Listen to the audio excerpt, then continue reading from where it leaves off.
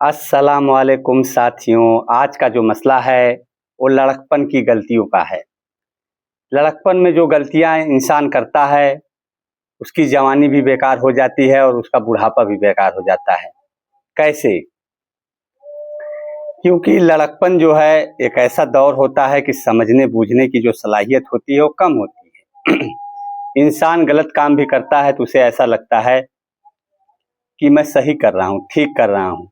लेकिन जैसे जैसे उम्र बढ़ती है उसे एहसास होने लगता है। अगर उसका दिल अच्छा होगा, क्योंकि दिलों की हाल मालिक जानते हैं।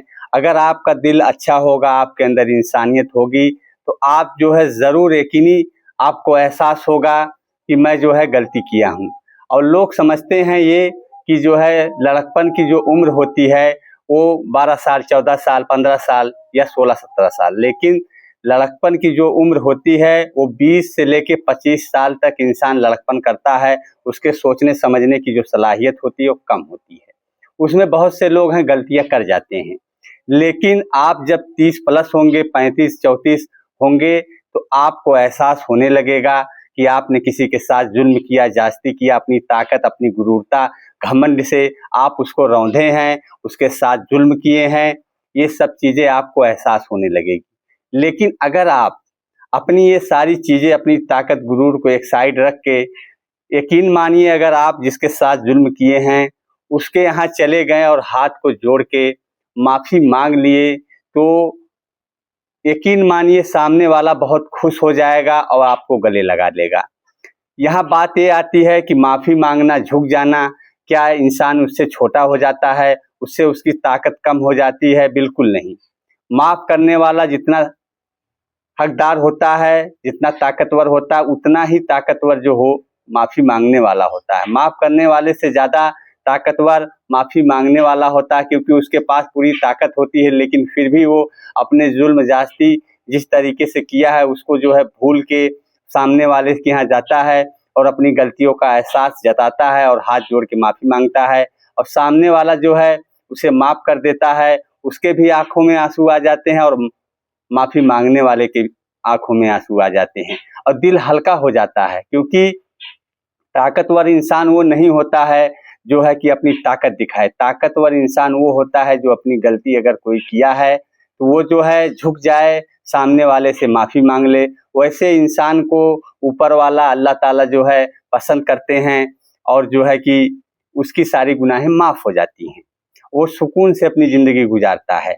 मैं इसलिए कह रहा हूँ क्योंकि ये तजुर्बा मेरे पास है। मैं भी अपने बचपन में बहुत सी ऐसी गलतियां किया हूँ, लेकिन जैसे जैसे मेरी उम्र बढ़ने लगी, मैं जो है मुझे एहसास होने लगा कि मैं किसी का दिल दुखाया हूँ, किसी के साथ गलत किया हूँ, मार पीट किया हूँ, और वो भी सामने वाले की गलती नहीं थी, मेरी ही गलती है। मैं लोगों के चढ़ावे में आ गया, मेरा बचपना था, लेकिन मैंने जाके माफी मांगा मैं, और यकीन मानिए सामने वाले की आंख से आंसू आ गया और वो मुझे गले लगा लिया और मैं भी रोने लगा और मेरा दिल हल्का हो गया मेरे भाई।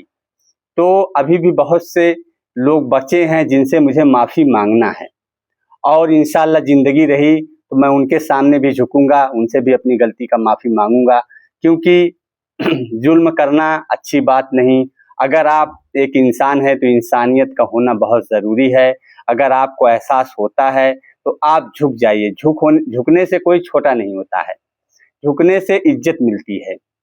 अगर आपकी गलती है तो मैं झुका और लोग मुझे आज मुझसे मिलते हैं, जुलते हैं, और कोई बात नहीं, उनका दिल हल्का हो गया, हमारा भी दिल हल्का हो गया।